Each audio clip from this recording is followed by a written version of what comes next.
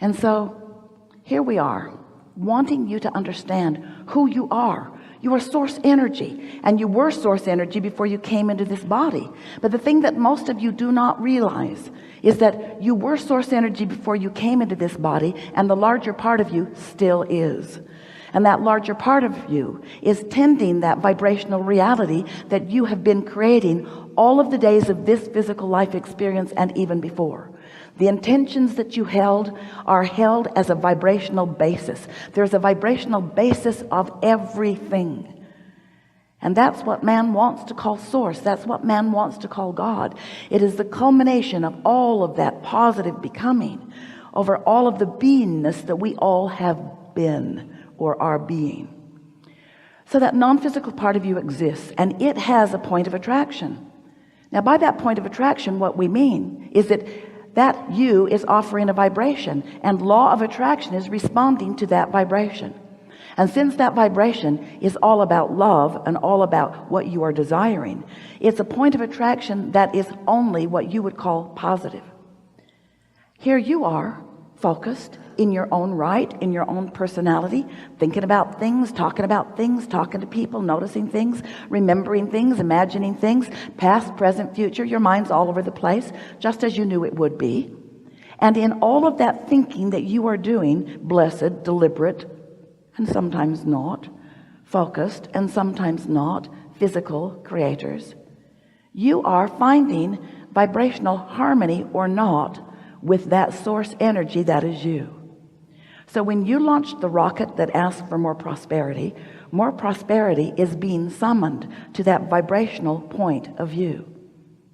But if you are not feeling happy about the idea of prosperity, if you are doubting it or suffering in not enough of it, if you're focused upon the absence of it, then without meaning to, you are holding yourself in vibrational discord with your own creation. And this is something that we want you to understand, because that is the only thing that ever gives you negative emotion. You think it's what somebody else is doing. That one's driving me crazy. That one is immoral. That one is doing wrong things. That one is bad in this way or this way or this way. But what's really happening is, whenever you feel negative emotion, you are out of vibrational sync with who you have become.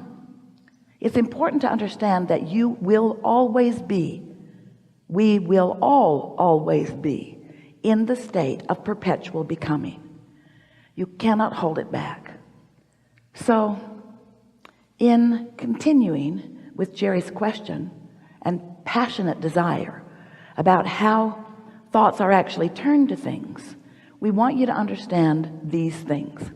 You live in a vibrational universe, and you are vibrational beings, and everything around you is too, which means you are broadcasting a signal which you can control. But you've got to have some sense of what the control is. In other words, do you gather together in large groups and take a consensus and then do that? That's not working out very well, is it? Ask the Republicans or the Democrats. They're all failing at it. Go into any church or synagogue. Is that the answer? Well, while there are nice things to be experienced there, as they pit themselves against one another, claiming the only right doing, that's not the answer to alignment. That's not what you came to experience. You came knowing that there would be diversity, that there would be a lot of difference around you. And you blessed that idea because you knew that out of it would come your clarity of what you, the creator, chooses to create in this meaningful life experience that is you. So you were born with this sensitivity, these senses to translate vibration. Your eyes translate vibration. That's why you see. Vibrational interpretation, eyes, ears, nose, fingertips, tongue, all vibrational interpreters. But you have an emotional center that is your true vibrational interpreter, because that interprets the variance between the source that you were when you were born and that you have added to ever since, that source energy, God being that you are, that vibration and the vibration of you. For example, you've asked for much more money, and that non-physical part of you stands in utter prosperity with endless knowledge about avenues for you to realize to turn those vibrations into dollars. You said to us, all right, Abraham, we accept that there's a vortex. All right. How do we get our money out of the vortex and into the bank? And we're going to talk about that all day here today. How do you get what you desire, what you have created? How do you turn it to something that is tangible for you? How do you make it manifest? How do you make it actualize? How do you get to see it? How do you get to enjoy it fully? And should you? The answer to that is unequivocally yes. You've come to create. You have come to turn your thoughts to things. You have come to experience the reality of this magnificent time and place. So, once you accept that you are a vibrational being, and once you accept that your emotions are letting you know the vibrational variance or harmony between what you've become and what you're doing right here, now you're off and running. Now you have guidance that will serve you all day, every day. We want you to know that the source within you not only knows and literally has become the liver of all that you have asked for, but your source, your inner being, also knows how to guide you along the path of least resistance, which is to say the path of most allowance, which is to say the path of least resistance, which is to say the path of most allowance, which is to say the path of least resistance, to guide you along the path of least resistance to what you desire. We would like you to know that if there is any resistance on your path, and there is, you put it there. Nobody else is putting any resistance on your path. All it is just thoughts you've picked up along the way that you've begun to practice that contradict who you really are and what you really know. For example, you are brilliant, but you may not know it. When you put yourself down and say, I'm inappropriate, or I'm not good at that, I don't fit in, the reason that those words, that concept feels so bad to you is because it is so off from the reality of who you are.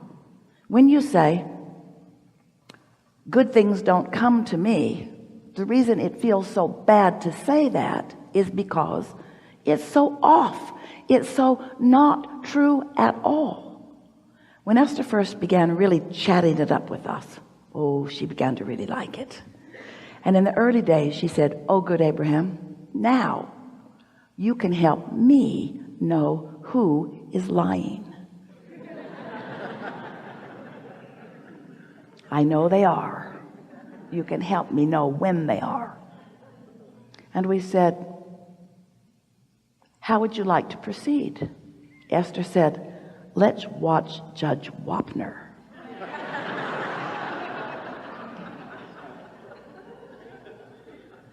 So people came in and told their stories, very different stories. Judge listened, mocked them,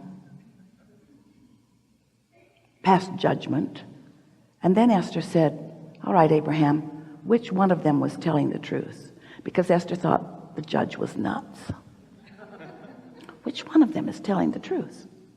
And we said a better question is, which one of them believes what they are saying? Because in many cases they were telling two entirely different versions of something, and both believed what they were saying. Well, that got Esther's attention, because she began to realize that there is no way of sorting out the rightness and wrongness of anything, because your perspective makes what you get from it uniquely your own. And so to try to convince others to hear your side of any story is really a futile and foolish way to go about life, because they all think something different, because there are not two vantage points that are the same. And the more you try to convince them of what your vantage point is, the more you get out of sync with who you really are, because in that defending or justifying, you hold yourself vibrationally in discord. And so Esther said, well, then how do I know? And we said, it doesn't really matter if your opinion agrees with or disagrees with anyone on the planet. The only thing that matters is that you stay in vibrational concert or accord or harmony with you, with what you have created, with who you really are. So that means you got to care about how you feel. That means you got to think your thoughts slowly enough that you can feel which thought is the bugaboo that you've just introduced. That means you have to become receptive to your own emotions and aware that anytime, every time, 100% of the time, no exception, that you feel negative emotion, you are out of sync with the whole of you, and you have put resistance on your path. You've created your own stumbling block, and you are resisting the natural flow of well-being that would be there if you were not doing that thing you're doing that's causing you to feel the negative emotion. Don't you like knowing that? So then we began explaining to Jerry and to Esther that it's like a cork bobbing on the surface of the water. That's where your alignment is. That's where your pure positive energy is. That's where your connection to the source within you is. That's where that high-flying, good feeling, tuned in, tapped in, turned on. That's who you are. That's where you belong. That's who you really are. But there's stuff happening that you might be looking at. And when you look at something that gives you negative emotion, it's like holding that cork under the water. And for the time it's under the water, it does not feel good. But any time you can turn your attention away from whatever it is that's got your cork under the water, got your negative emotion coming, just let go of it by focusing somewhere else. And that cork will quickly bob right back to the surface, right where you belong.